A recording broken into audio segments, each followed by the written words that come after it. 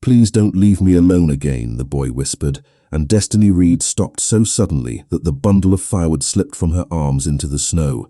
The voice had come from a clearing 20 yards off the narrow trail, a place the people of Hollow Creek avoided after sunset and never entered during the first snow of winter. Destiny was 11 years old, cold, tired, and nearly 4 miles from the small rental house she shared with her grandmother, but there was something in that voice she could not ignore. She pushed through the snow-covered branches and found a boy kneeling beside 3 crumbling balls of snow.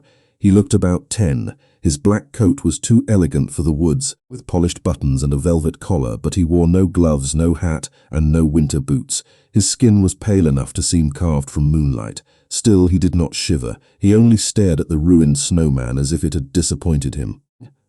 No footprints led into the clearing. "Are you lost?" she asked. The boy lifted his grey eyes to hers. He seemed frightened, but not of the cold. "I wanted to build it before she came back," he said. His voice was thin from disuse. Destiny did not ask who she was. She knew the look of someone carrying a name too painful to speak. "You started with loose snow," Destiny said gently. "It falls apart that way." The boy looked down.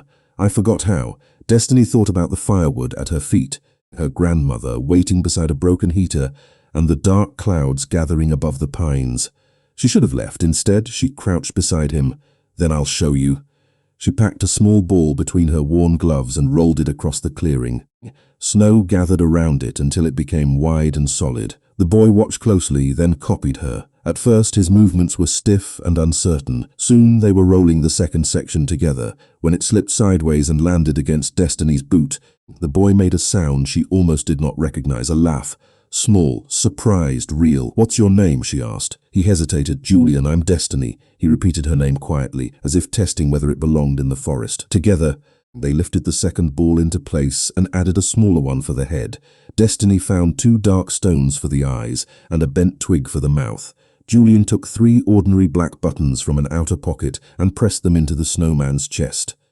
Then he touched the inside of his coat, where something silver seemed hidden beneath the fabric, but he did not remove it. "It needs a scarf," Destiny said. Julian looked around the empty clearing. Destiny sighed, unwound the red knitted scarf from her neck, and tied it around the snowman. The wind immediately found the space above her coat, but Julian's face softened. "That belongs to you. My grandmother made it," Destiny said, "so I expect it back. People say they'll come back." His expression closed again. "Then they don't." Destiny studied him. For a boy dressed like he belonged in a mansion, he looked lonelier than anyone she had ever seen. "I can't promise what everyone else will do," she said, "but I can promise I won't leave until we finish." Julian slowly held out his hand. Destiny took it. His fingers were colder than the snow, yet the instant their palms met, silver light moved beneath the frozen ground.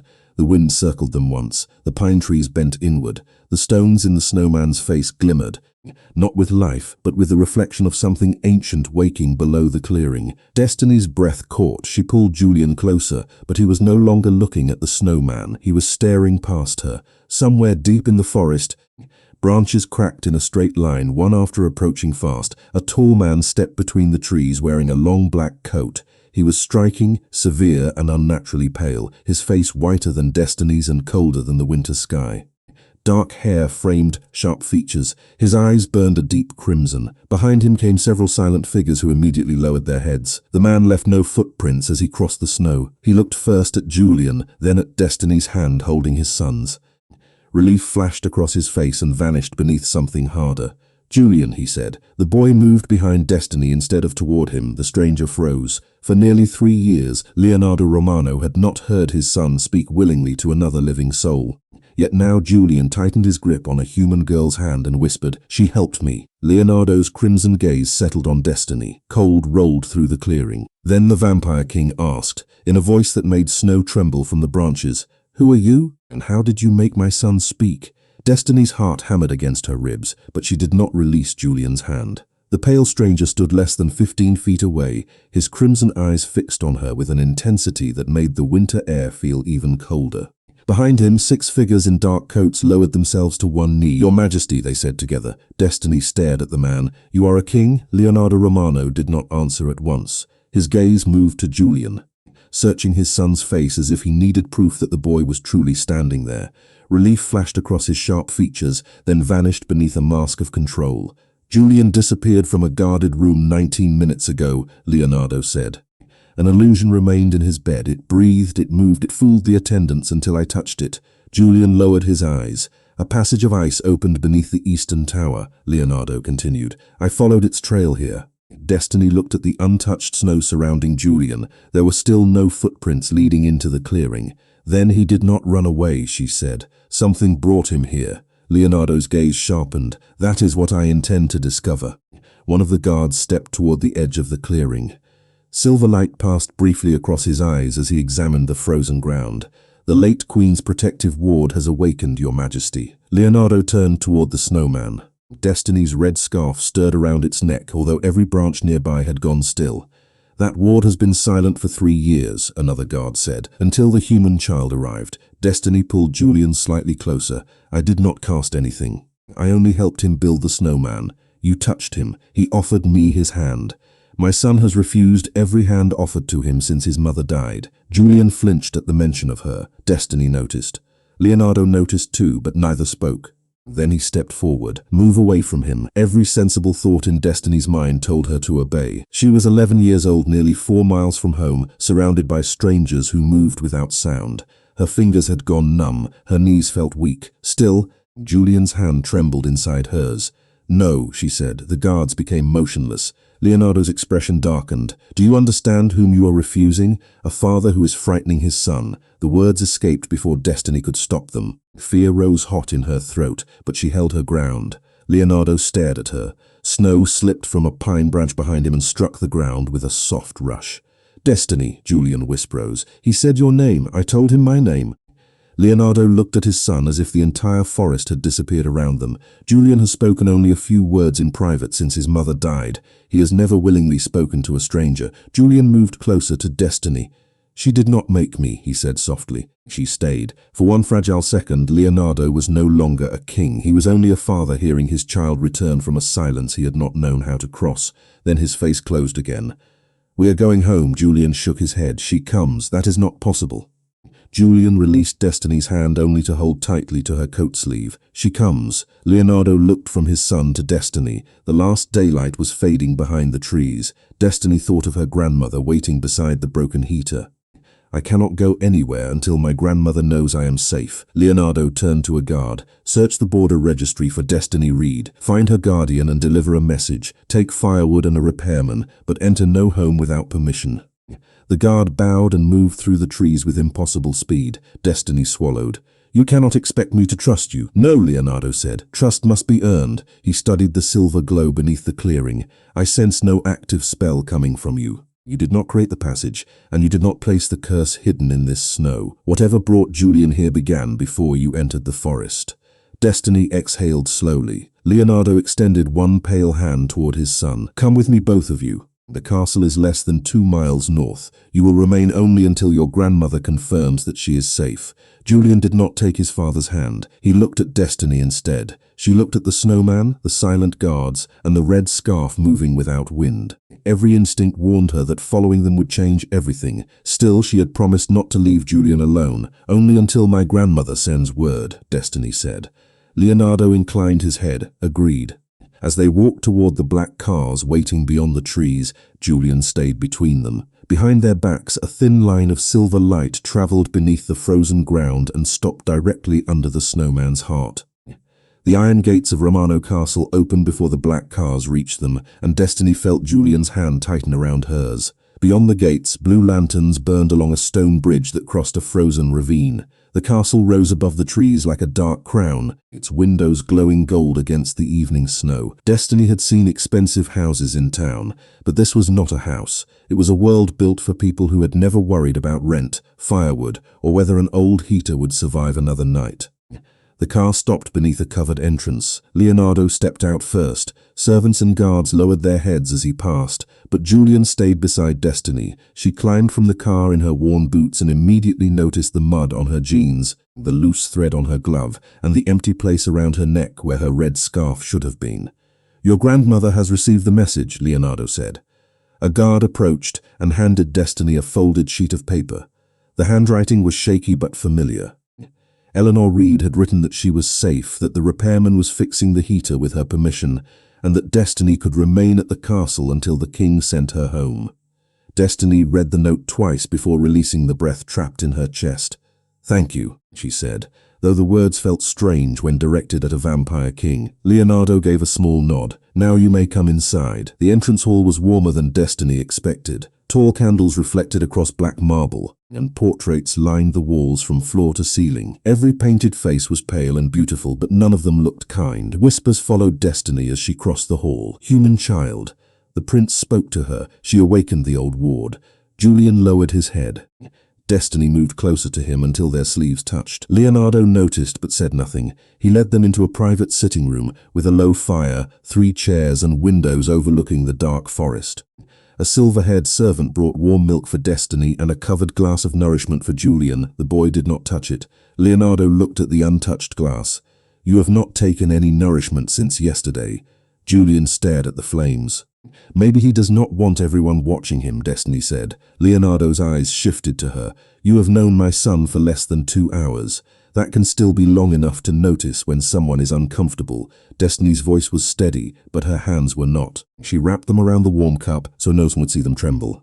Leonardo sat across from her. "Tell me why you entered my woods." Destiny explained the broken heater, the empty wood box, and the fallen branches she hoped to carry home. She told him that her parents had died when she was 6 and that her grandmother had raised her ever since. Eleanor's health had worsened that winter, and money had become something they counted $1 at a time. Leonardo listened without interrupting. When Destiny finished, he placed a sealed envelope on the table. "This will cover your rent and your grandmother's medical care." Destiny did not reach for it. "Why?" "Because Julian spoke to you. That does not mean you can buy me." The room went still. Leonardo's face hardened, but Destiny continued. "I will visit him because he needs a friend, not because you paid me to be one." Julian slowly lifted his head. Leonardo looked at the envelope, then at Destiny's faded coat. For centuries, people had approached him asking for wealth, protection, or power. This child needed all 3 and refused them anyway. He removed the envelope from the table.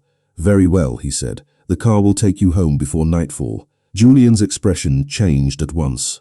Destiny turned toward him. "I promised my grandmother I would come back." Julian reached inside his coat and removed a small silver button engraved with a faded royal crest. Leonardo rose halfway from his chair. "Julian!" The boy ignored him. He placed the button in Destiny's pound-it. "Come back tomorrow," he whispered. Leonardo stared at the silver button. It had belonged to Queen Alessandra, and Julian had guarded it since the night she died. No servant had touched it. No physician had been allowed near it. Yet Julian had given it freely to a human girl he had met in the snow. Destiny slipped the button carefully into her coat pocket. "I will come back," she promised. Far beyond the castle walls, beneath the red scarf wrapped around the snowman, silver light moved through the frozen ground and began tracing a path toward the northern ridge. The next afternoon, Leonardo Romano arrived at the Reed house alone, without guards, servants, or gifts. Destiny saw the black car through the front window while she helped her grandmother fold blankets beside the repaired heater. Eleanor Reed rested one hand on her cane and watched the pale man cross the snowy yard. His dark coat looked too formal for Maple Road, and his face was whiter than the winter sky. Destiny touched the silver button hidden safely inside her coat pocket before opening the door. "The driver was supposed to bring me to the castle," she said. "He still will," Leonardo replied. "I came to speak with your grandmother first." Eleanor invited him inside only after he promised that no one would enter the house without permission again. Leonardo accepted the condition without argument. He sat carefully in the narrow living room, surrounded by patched curtains, old family photographs stacked beneath a lamp. He did not place money on the table. "I need Destiny's help with my son," he said. Eleanor's expression sharpened. What kind of help could require an 11-year-old girl? Leonardo looked toward the heater for a moment before answering. "Julian has spoken very little since his mother died 3 years ago. He avoids his tutors, refuses most nourishment, and keeps everyone at a distance. He often draws the same winter clearing, although he had never returned there until yesterday." Destiny remembered the snowman, the silent trees, and the silver light beneath the ground. "Something took him there," she said. "Yes." Leonardo's voice became colder. "Someone created the illusion in his room and opened the passage beneath the eastern tower. I am investigating both. Eleanor leaned forward. And you believe Destiny is involved? No, I believe Julian trusts her. The admission seemed difficult for him. This morning, he asked whether she was coming back. He had not asked for another person in years. Destiny pictured Julian alone in the enormous castle, guarding memories no child should have carried by himself. What exactly do you want me to do? Spend a few hours with him during daylight. Nothing more, no rituals, no medical examinations. No one will take your blood or test you without your grandmother's written permission. You may leave whenever you choose, and Mrs. Reed may accompany you.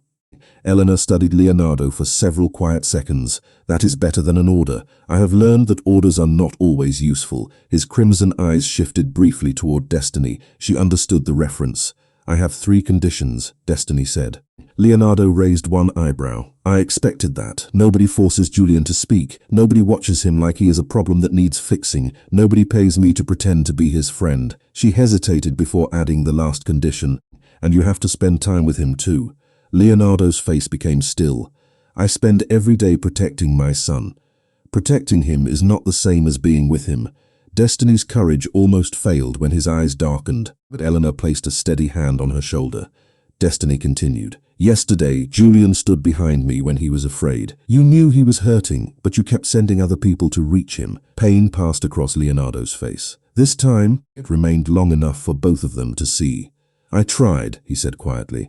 After Alessandra died, every time I approached him, he looked at me as if my presence made the memory worse. I believed distance would give him peace. Did it? Destiny asked. Leonardo looked toward the frosted window. No, he rose. Your conditions are accepted. 1 hour later, Destiny and Eleanor arrived at Romano Castle. Julian waited in the courtyard beside a fresh mound of snow. He brightened when he saw Destiny, then noticed Eleanor and offered her a careful bow. Destiny carried a paper bag containing a carrot, 2 pieces of coal, and an old wool hat. This snowman needs a better face, she said. Julian glanced toward Leonardo, who stood several yards away.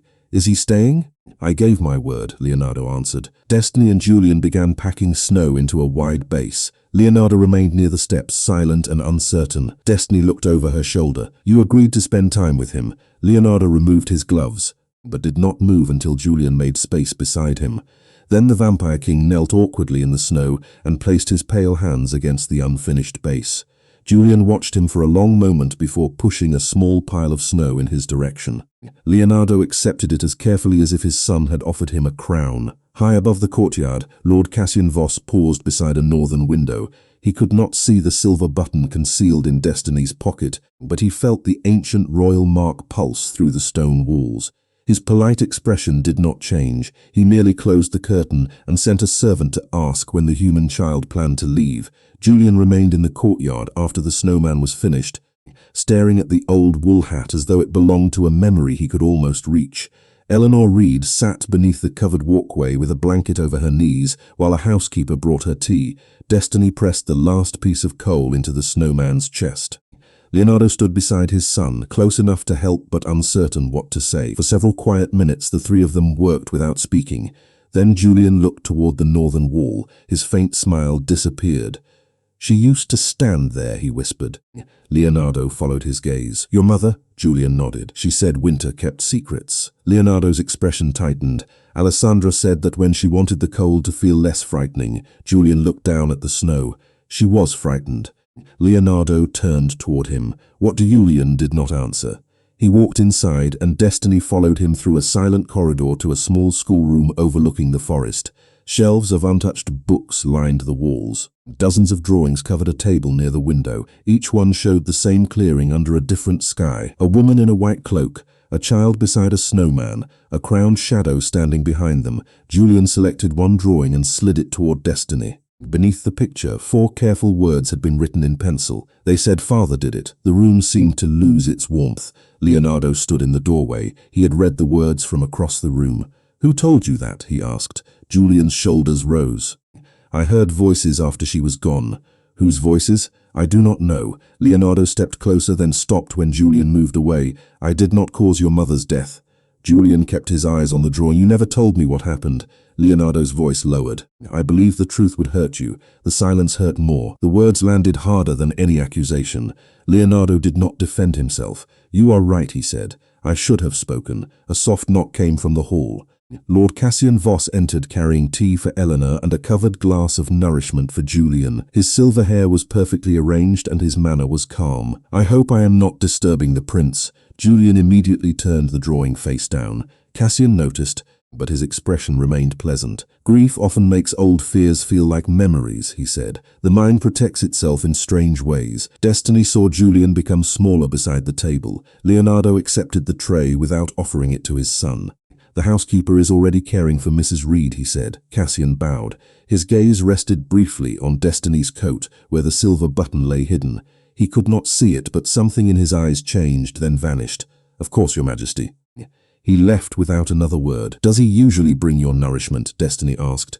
Julian shook his head. Before Leonardo could respond, every candle in the schoolroom went dark. Frost spread across the windows in pale branching lines.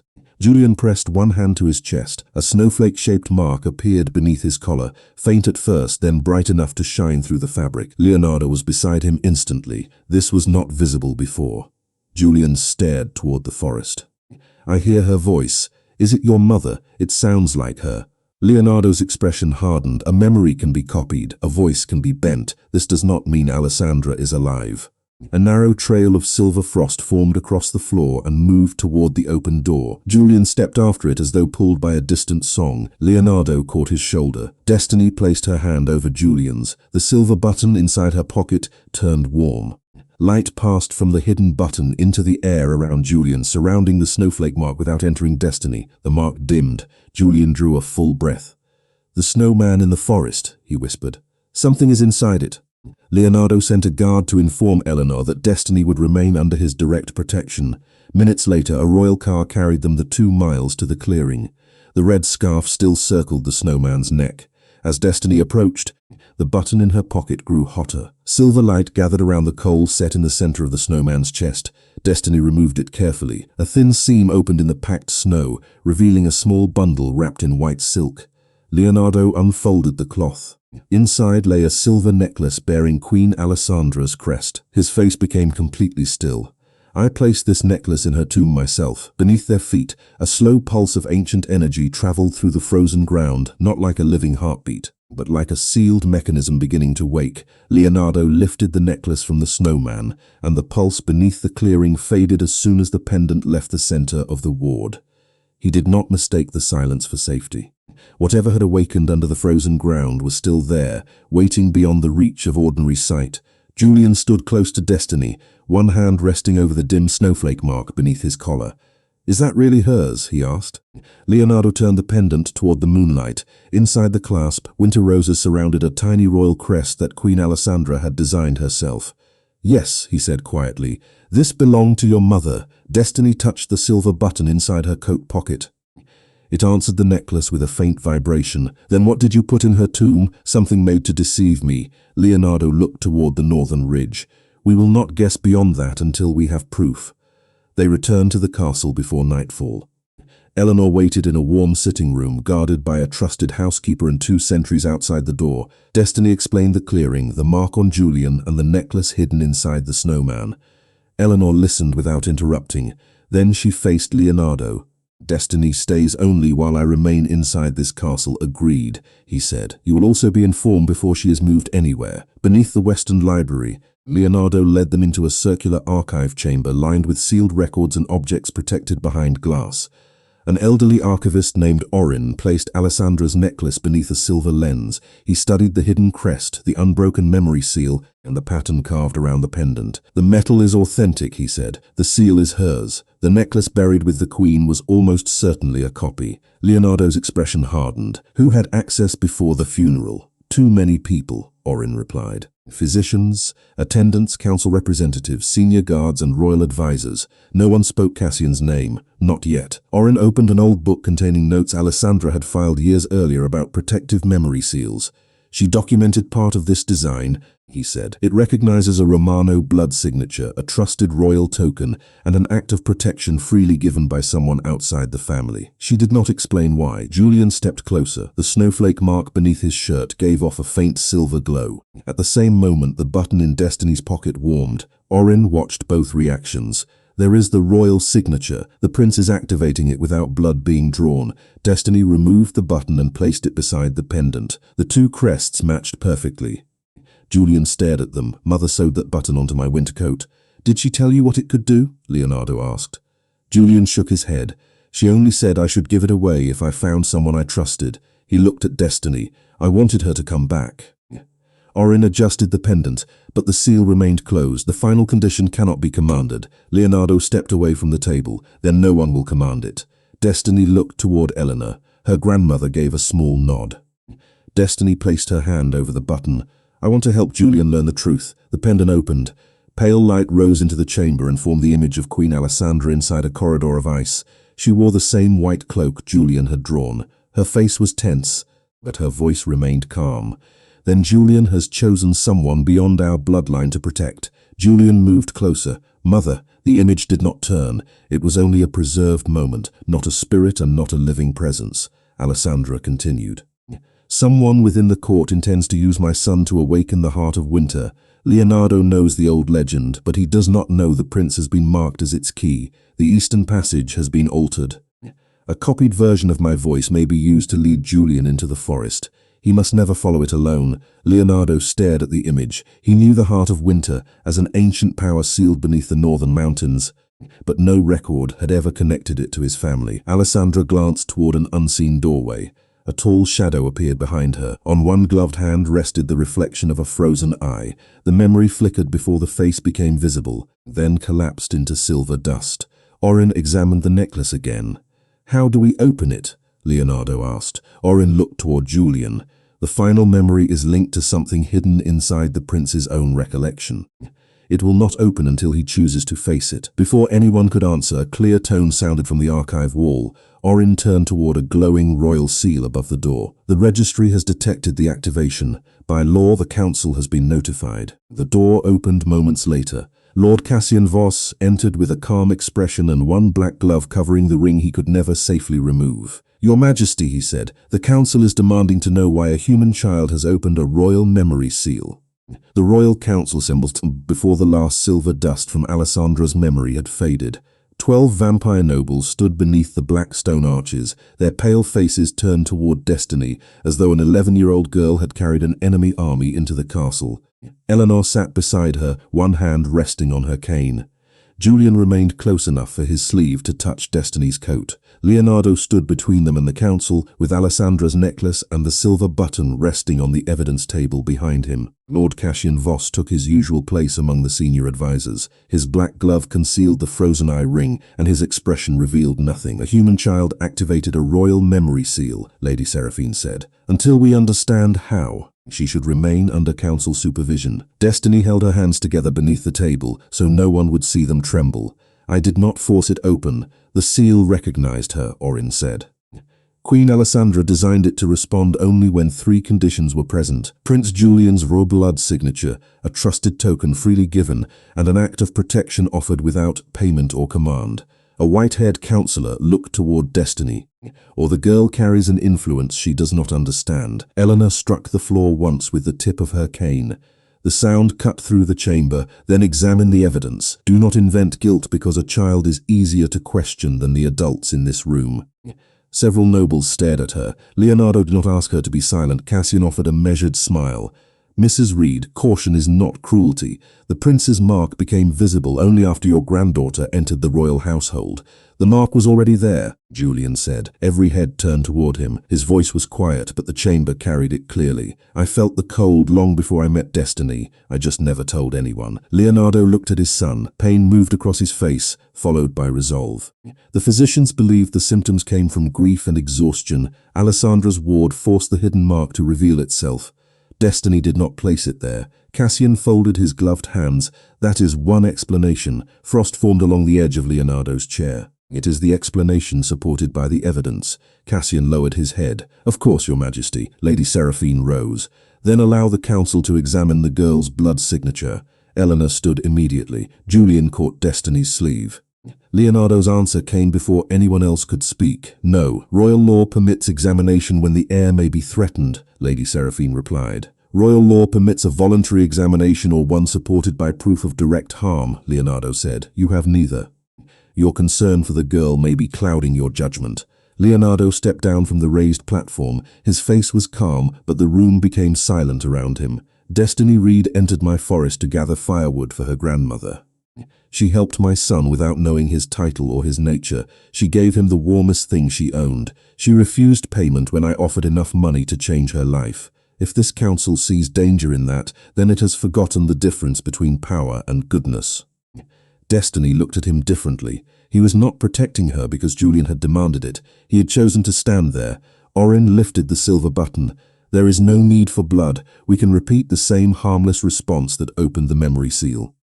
The token still carries Julian's royal signature. If it was stolen or corrupted, the Queen's crest will reject the person holding it. Cassian's eyes narrowed slightly. And if it accepts her, then Julian gave it willingly, and Alessandra's protection recognized his choice. Leonardo turned to Destiny. You may refuse. No one in this chamber has authority to force you. Destiny looked at Eleanor, then Julian. What do I need to do? Place your hand beside the button, Orin said.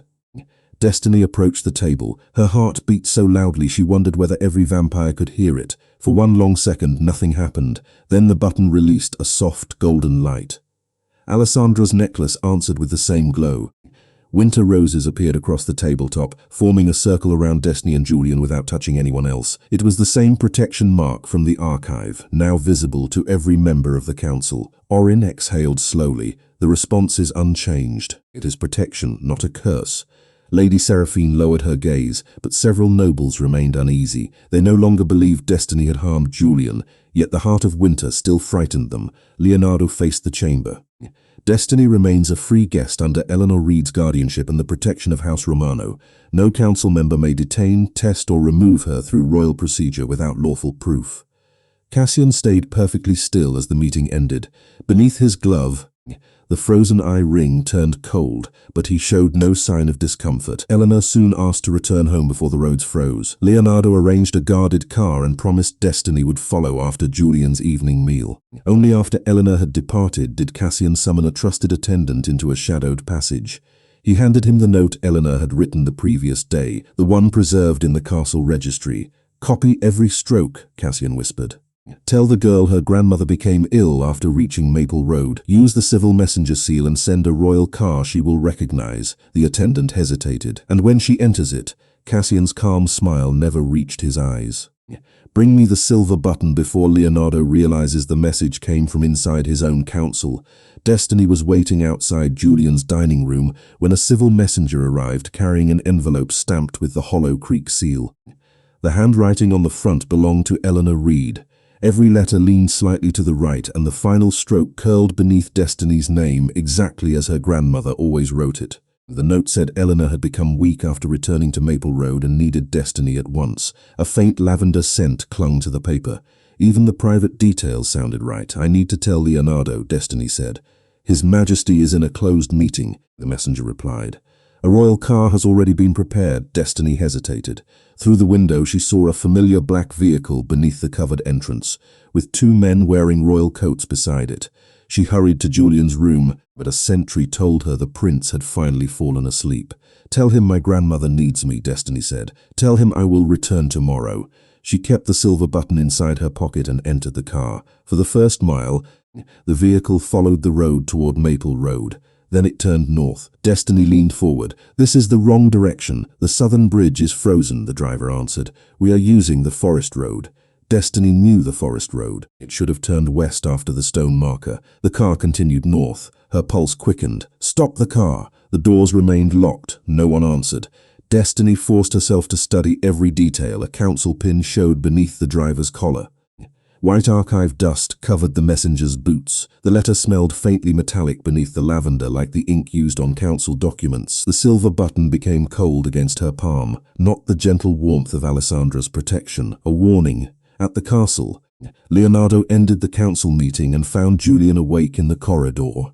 Julian said, "Her grandmother became sick." Leonardo stopped. "Who delivered the message?" He reached the messenger registry in seconds. The civil seal was genuine, but he passed through Cassian's office.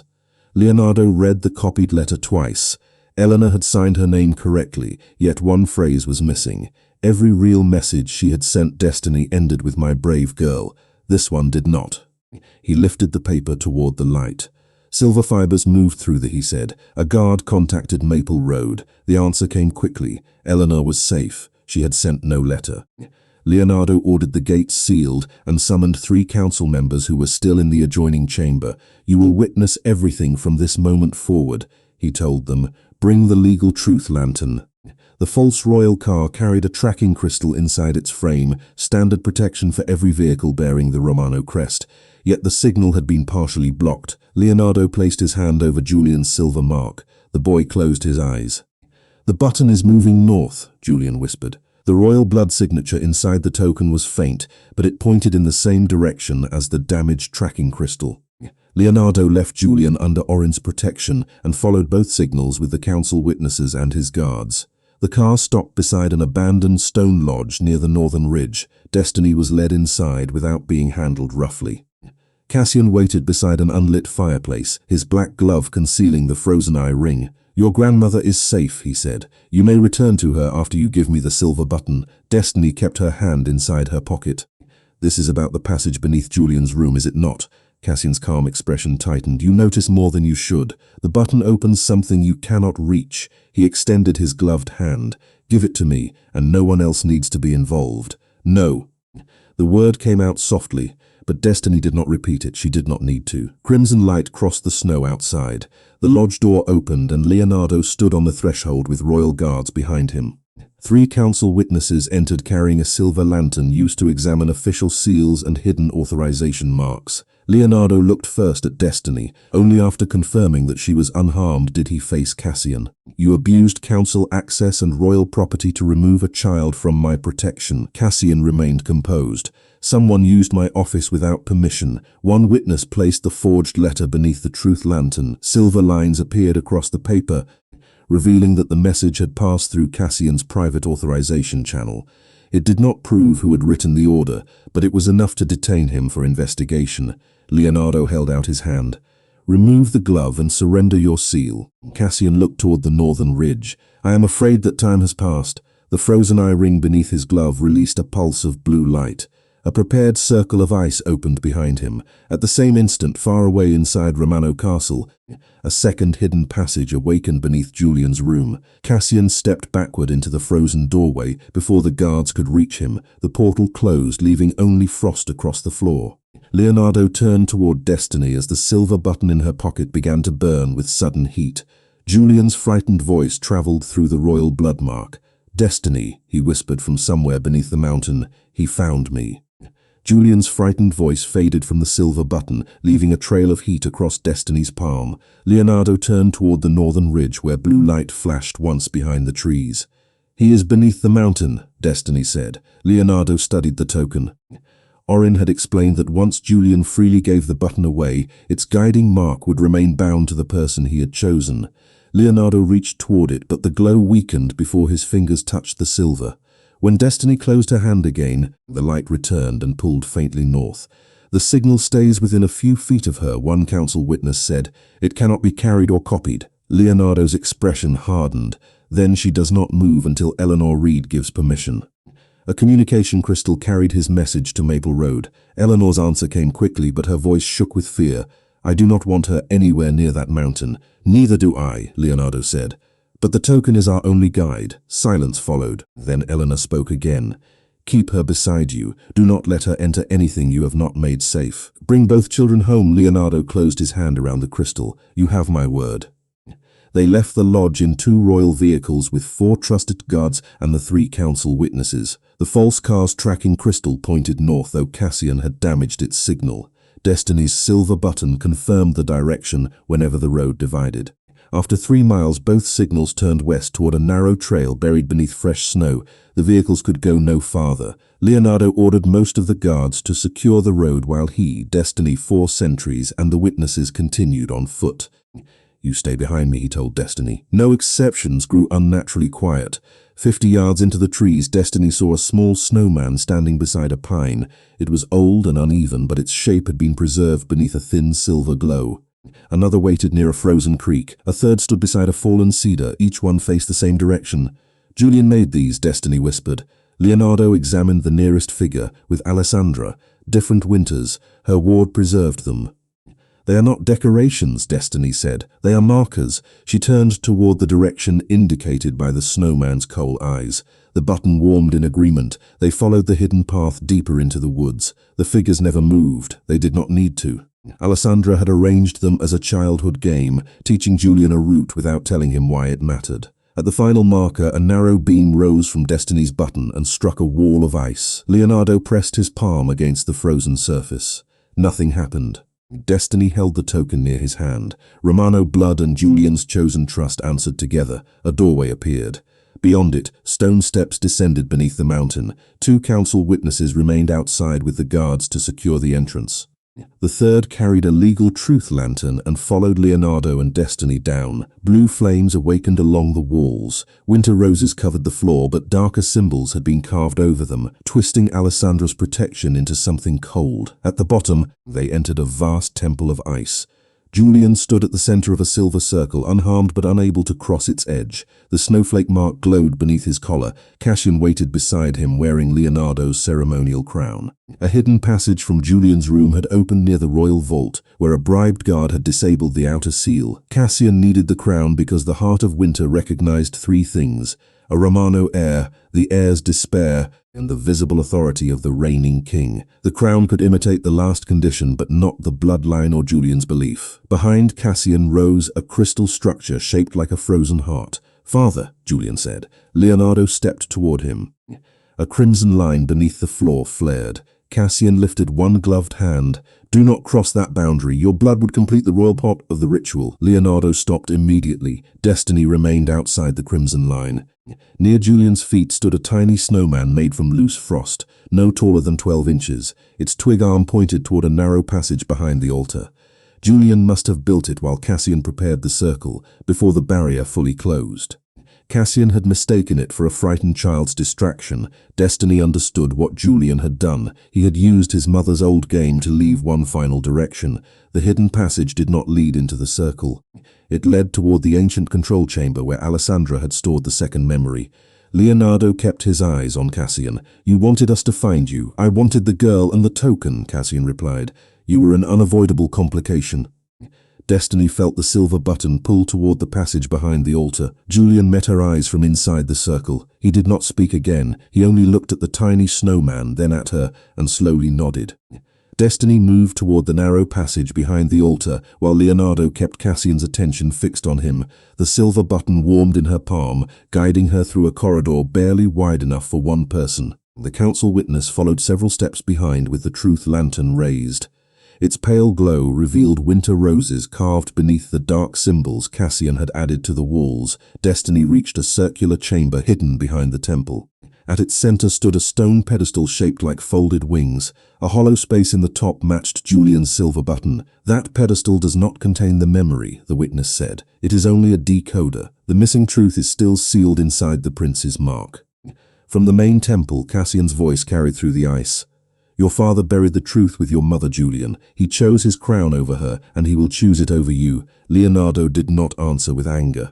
"Julian, listen to me. I should have told you what happened years ago. I believed silence would protect you. I was wrong." Blue light moved through the heart of winter. Julian's snowflake mark brightened in response. Destiny looked at the pedestal. The first memory seal had already recognized her as the person Julian trusted. This chamber needed no new promise, only her voluntary presence and the token he had freely given. She placed the button into the hollow. Golden light spread through the stone. Lines of winter roses traveled beneath the floor toward the main temple, connecting the pedestal to Julian's glowing mark. The wall before Destiny became transparent. A memory formed inside it, drawn from the truth hidden within Julian himself. Queen Alessandra appeared in a corridor of ice. A younger Julian stood beside her, frightened and confused. Cassian faced them without his glove. The frozen eye ring shone clearly on his hand. "The heart of winter requires the heir to believe he has been abandoned," Alessandra said. "You will never have that." Cassian raised the ring. Pale mist surrounded young Julian. Inside it, a false image appeared. Leonardo stood near Alessandra wearing the ceremonial crown. The illusion turned away as a wall of snow rose between them. Young Julian cried out. Alessandra reached for her son, but the spell divided the memory into broken pieces. "He will remember only what I choose," Cassian said. Alessandra looked toward the hidden seal. as though she knew someone would one day restore what had been stolen. "Julian, if you are seeing this, your memory was altered. Your father did not abandon me. Cassian created the image you feared. I discovered his plan and placed the protective ward around you before he could use your sorrow." The truth lantern flared beside Destiny. The witness watched the original seal, Cassian's voice, and the frozen eye ring appear in its light. "The record is authentic," he said. "The council can verify it." Destiny lifted the button from the pedestal. The restored memory traveled through the winter roses and entered the main temple. Alessandra's image appeared above Julian's silver circle for everyone to see. Julian stared as Cassian created the false vision that had haunted him for 3 years. Cassian stepped back, a manipulated projection. "The seal is unbroken," the witness called from the passage. "The truth lantern confirms Queen Alessandra's original signature." Leonardo looked at his son. He did not demand forgiveness. "Your mother discovered the plan and protected you. Cassian changed what you remembered. I did not cause her death, but I failed you afterward. I sent physicians and guards when I should have sat beside you. I let my own grief become a wall between us." Julian's voice shook. "Why did you never tell me?" "Because I was afraid the truth would hurt you more than silence." Leonardo lowered his head. "I was wrong." Cassian lifted his gloved hand. "He says this because he needs your trust to stop the ritual." Destiny returned to the edge of the temple. "Julian, remember the snowman. You chose what went inside its chest. You gave it a heart because you wanted it to have one. Cassian cannot choose what you believe unless you let him." Julian looked at the tiny snowman near his feet. Its twig arm still pointed toward the passage he had marked for Destiny, a path he had chosen, a message he had created. He turned from Cassian to Leonardo. Fear remained in his grey eyes, but it no longer ruled them. "Father," the word echoed through the temple. The crimson boundary beneath Leonardo's feet went dark. The ceremonial crown lost its blue glow because the heart of winter no longer recognized Cassian's false authority. Julian's despair had been the final condition, and he had chosen trust instead. The heart of winter cracked with the sound of ice shifting across a frozen lake. Blue energy rushed away from Julian and into the false symbols Cassian had carved. His ring locked beneath a layer of magical frost, cutting him off from the ritual. Leonardo stepped toward his son, but a wall of ice rose between them. Cassian had not created it. The ancient heart was protecting itself now that it no longer had a master. Winter roses began glowing beneath Destiny's feet. The truth had broken Cassian's control, but the power he awakened was still searching for a way to escape. The wall of ice rose between Leonardo and Julian, sealing the prince inside the silver circle as blue light spread through the temple floor. Destiny remained outside the barrier, gripping the silver button while Alessandra's winter roses brightened beneath her boots. Cassian stood near the altar with his frozen eye ring locked beneath a clear layer of magical frost. He could no longer command the heart of winter, but the dark symbols he had carved across the temple continued feeding it. "It is pulling energy from the false marks," Destiny said. The council witness raised the truth lantern. Its pale glow revealed dozens of dark lines cutting across Alessandra's original design. "If those marks break all at once, the stored power could escape into the mountain." Leonardo pressed one hand against the wall. Fine cracks appeared, then closed again. "I can force my way through." "Not safely," the witness warned. "The temple is containing the pressure. Breaking the barrier could damage the entire ward." Leonardo lowered his hand. For centuries, strength had solved nearly every problem placed before him. This one would not yield to strength. Inside the circle, Julian stood beside the tiny snowman he had built from loose frost. His face was pale, but he remained upright. "What did Mother's ward do?" he asked. Leonardo looked at the golden roses. "It carried dangerous energy away from you and returned it to the temple seal." Destiny followed the pattern across the floor. The roses led from Julian's circle toward the hidden control chamber, but Cassian's marks cut across them like locked gates. She placed the silver button against the nearest rose.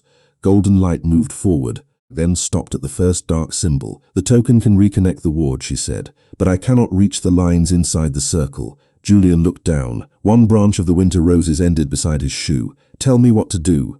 Cassian's calm expression finally broke. "Do nothing, the heart has already awakened." Julian turned toward him. "You chose for me long enough." He knelt and placed his palm over the glowing rose. The line brightened beneath his hand. Destiny pressed the button against the matching branch outside the barrier. Light connected them through the wall, making the ice transparent without weakening its structure. Leonardo lowered himself to one knee on the other side. He was still the vampire king before the witness and the guards, but he spoke only as Julian's father. "There is more I should have told you," he said. "Your mother discovered Cassian's plan and built this ward to protect you. The necklace, the button, and the preserved memories were part of that protection. I believe she hid the true necklace before her death, but we will verify every detail when we return home." Julian looked at him through the ice. Leonardo continued. "After she was gone, I searched for the person responsible, but I trusted the wrong advisors. I watched you withdraw and convinced myself that distance would give you peace." His voice lowered. It was fear, mine, not yours. Julian's grey eyes filled with tears. "I thought you did not want me near you." Leonardo placed his palm against the wall. "I wanted you near me every day. I simply did not know how to stand beside you without feeling everything we had lost." Julian raised his hand and pressed it against the same place from inside.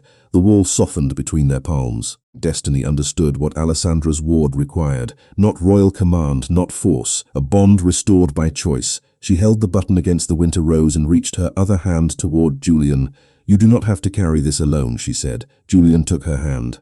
With his other palm still aligned with Leonardo's, the circuit closed. Golden light passed from the trusted token to Julian's royal mark, then through the barrier to Leonardo's blood signature.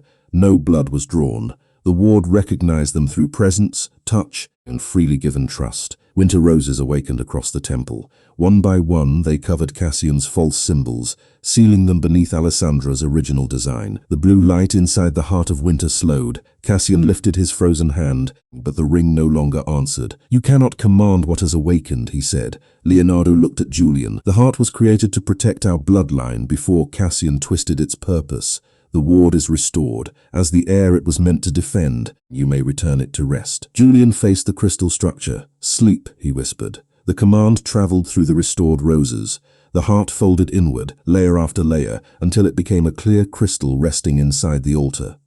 Julian had returned it to its sealed state, not claimed it as a weapon. The wall dissolved into silver mist. Leonardo crossed the circle and gathered his son into his arms. Julian held on. The truth lantern continued recording as the witness sent a signal to the guards outside.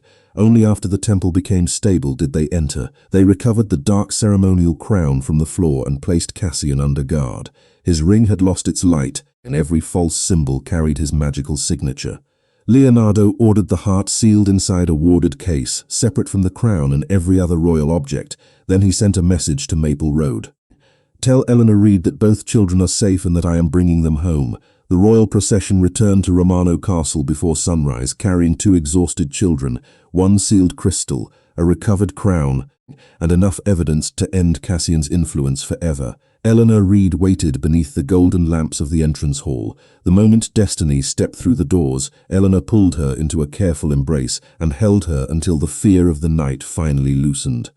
Julian remained beside Leonardo, pale but steady. The snowflake mark beneath his collar had faded to a thin silver outline. Orin examined him in the royal medical chamber and confirmed that the curse was no longer drawing energy from his body. Recovery would take time. His strength would return gradually. The important truth was simple: the danger had ended. Julian accepted a glass of warm nourishment and drank it slowly while Leonardo sat beside him. No physicians crowded the bed. No servants watched from the doorway. His father simply stayed. The heart of winter was sealed inside a warded case and returned to the mountain temple under the protection of 3 independent royal houses. The ceremonial crown was placed in a separate vault, where no single person could unlock the chamber alone. Cassian's frozen eye ring was removed, recorded and sealed as evidence. He was confined in a guarded chamber that blocked portals, council seals and private messages until his public trial. By morning, the castle registry had identified the guard who disabled the royal vault. Faced with the entry records, the hidden passage log, and the truth lantern's verified images, he admitted that Cassian had promised him rank and protection. 2 attendants confessed to copying Eleanor's handwriting and preparing the false royal car. Their statements were recorded separately so no one could shape another person's account. 3 nights later, the council chamber opened to the full court.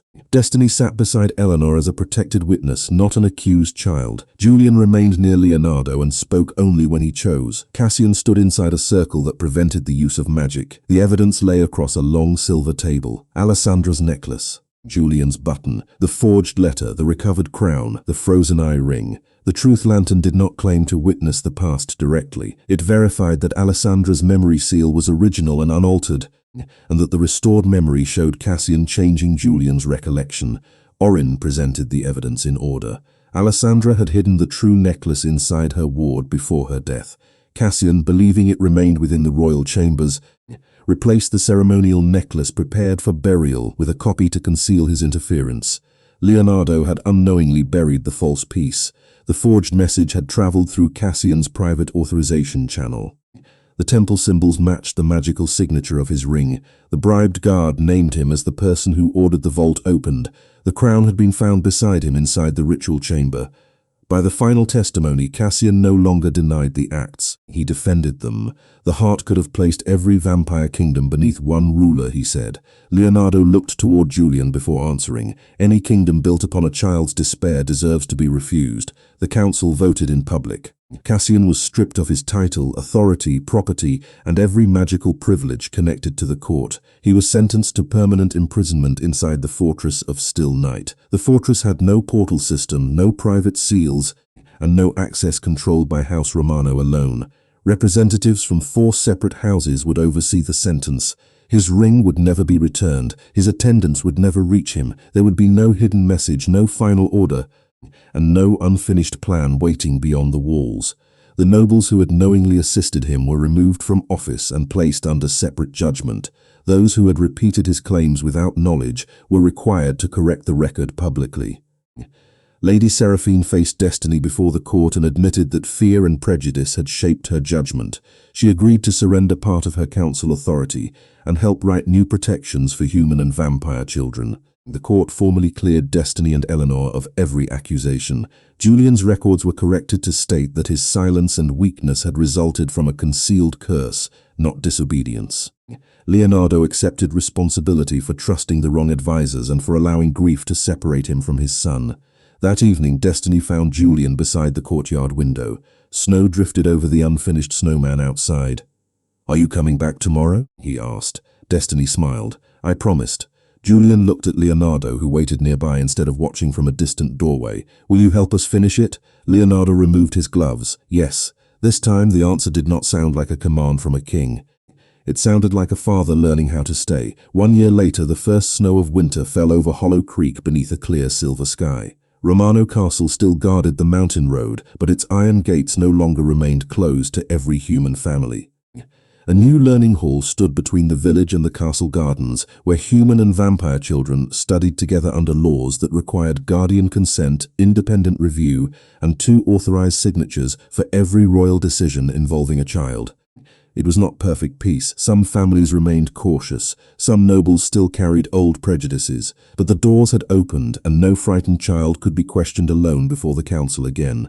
Leonardo Romano had changed more than the law. He ate breakfast with Julian every morning, attended his lessons twice each week, and protected one evening every month from advisors, ceremonies, and royal business, so father and son could speak without a crown between them. Their conversations were not always easy. Some silences still returned, but neither of them mistook distance for kindness anymore. Julian's snowflake mark had disappeared completely. His strength returned gradually, his nourishment became regular, and his voice no longer sounded unfamiliar inside the castle halls. He still preferred quiet rooms and trusted company, but he could remember Queen Alessandra without hearing Cassian's false voice inside the memory. His mother remained gone, yet her love no longer felt like a locked door. It had become the foundation of the safer world she had tried to leave behind. The heart of winter remained sealed beneath the mountain inside a warded case, watched by 3 independent royal houses. The ceremonial crown rested in a separate vault protected by shared authority. No one, including Leonardo, could reach either object alone. Cassian remained imprisoned inside the fortress of Still Night without magic, title, messengers, or access to the court. Every identified member of his network had been judged, and no known supporter of his remained in royal office. Lady Seraphine surrendered part of her council authority and helped write the protections she had once failed to understand. She never asked Destiny to forget what happened. She simply continued the work required to prevent it from happening again. Eleanor Reed chose to remain in the small house on Maple Road because it was home. The royal court paid for her medical care as compensation for the danger brought to her family, not as charity. When her health improved, she accepted a position managing the children's library beside the new learning hall. She remembered every child's favorite story, knew exactly where every book belonged, and refused to excuse late returns from kings. Destiny remained exactly what she wanted to be, not a princess, not a magical heir, not a symbol owned by the vampire court. She was 12 years old with school assignments, muddy boots, and a permanent invitation to visit her best friend. Leonardo arranged a scholarship that protected her right to choose her own future.